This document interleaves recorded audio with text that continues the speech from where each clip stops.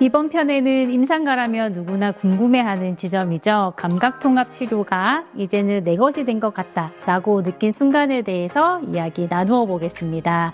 안녕하세요. 대한감각통합치료학회 대외협력이사 정혜류입니다. 오늘은 대한감각통합치료학회에서 이사와 강사로 활동하고 계시는 안혜원, 성가영 그리고 박지훈 선생님을 모시고 이야기 나누어 보겠습니다. 세 분 안녕하세요. 안녕하세요. 오늘은 성가영 선생님부터 이 주제에 대해서 이야기 나눠 주실까요? 저도 처음에는 상담이 좀 부담스럽고 치료실이 좀 작아서 압박감까지 조금 겹치면서 고민이 정말 많았어요. 책을 찾아서 읽고 학회 교육을 도장 깨기처럼 수강하면서 감각통합 안에서 해답을 좀 찾으려고 많이 노력을 했던 시기가 있었어요. 초반에는 활동이나 기법 중심으로 치료를 진행하다 보니까 어느 순간부터 약간 좀 한계가 느껴지더라고요. 맞아요. 처음에 딱 그런 단계들이 좀 있는 것 같아요. 이 문제는 이 기법을 해서 마치 기법을 정답처럼 찾으려고 노력했던 시간들이 좀 있는 것 같아요. 나가 학회 임상과정과 ASI 인증을 준비하던 시기에 협소한 치료 환경 때문에 공간과 세팅에 신경을 좀 많이 쓰던 때가 있었는데요. 그런데 그 과정을 거치면서 공간보다 치료사가 아이의 신경계를 어떻게 이해하고 어떻게 적용하는지가 더 중요하다는 생각이 좀 확실해졌던 시기였던 것 같아요.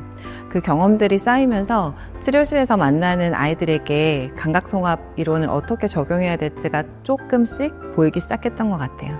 네, 성가영 선생님은 기법에서 이해로 바뀌는 지점이었다 이렇게 설명해 주셨는데요. 안혜원 선생님은 어떤 지점이셨는지 이야기 나눠주세요. 솔직히 저는 아직도 감각통합은 내 것이 아닙니다.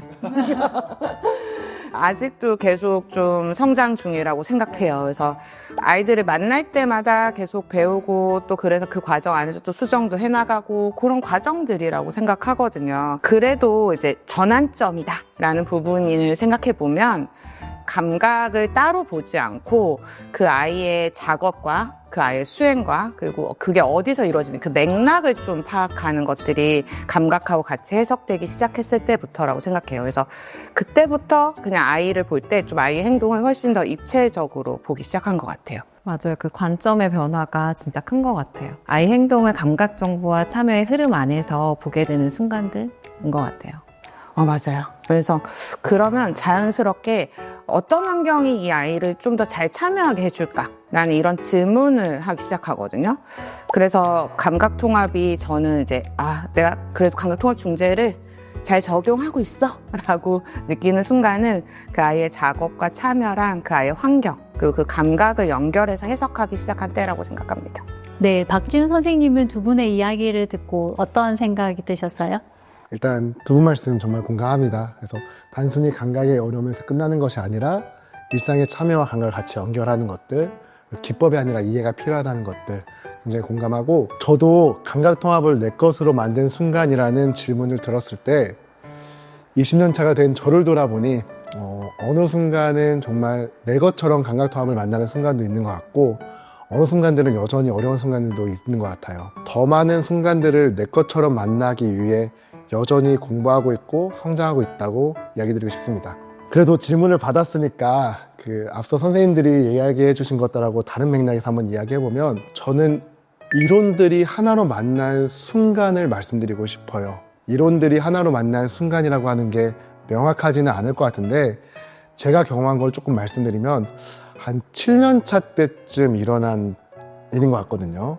어느 날 이전처럼 그냥 퇴근하고 내일 치료 준비하고 공부하고 있는데, 내가 치료를 준비하는 게 이전하고는 다르다는 걸 제 스스로 인식한 순간이 있었어요. 그때 제가 느낀 건 이제 내가 감각, 신경계, 발달, 작업 이것들을 하나로 연결지어서 생각할 수 있구나 라고 하는 걸 저 스스로 알아차린 거예요. 그전에는 신경과학도 따로 열심히 공부하고 발달도 열심히 공부하고 감각도 공부하고 하면서 각각을 연결하고 노력했는데, 어느 순간 치료를 딱 준비하는데 이 전체가 한 번에 딱 그려지는 거예요. 그래서 그 순간이 저한테는 내가 감각통합이 조금 더 내 것처럼 인식되는 순간이었구나 라고 생각되는 것 같습니다. 공감되네요. 선생님 말씀은 그러면 하나하나의 퍼즐 조각이 착 맞춰져서 하나의 퍼즐이 된다. 이런 느낌일까요? 맞아요. 이게 예시가 정확한 것 같은데 이 전체로 나눠졌던 퍼즐이 하나로 딱 맞춰진 순간이었던 것 같아요. 이걸 보는 임상의 초반에 선생님들에게 그 당시가 굉장히 불안하다는 걸 알고 있고 저도 겪었거든요.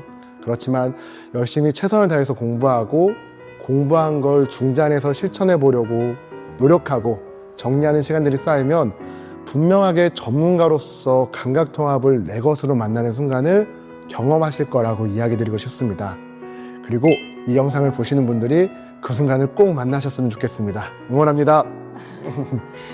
네, 오늘 세 분의 이야기를 정리를 해보면 감각통합이 내 것이 되는 순간은 갑자기 어느 날 찾아오는 것이 아니라 수년간의 공부와 임상, 실패와 성찰이 쌓이면서 아이, 신경계, 감각, 작업이 하나의 그림으로 연결될 때 비로소 다가온다. 이렇게 정리할 수 있을까요? 네, 맞습니다.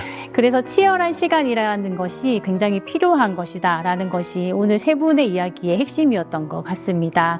아마 이 과정을 많은 작업치료사 선생님들께서도 각자의 자리에서 경험하고 계시는 부분이 아닌가 싶은데요. 오늘 귀한 이야기 나누어 주신 세 분의 선생님 감사드립니다. 감사합니다. 감사합니다.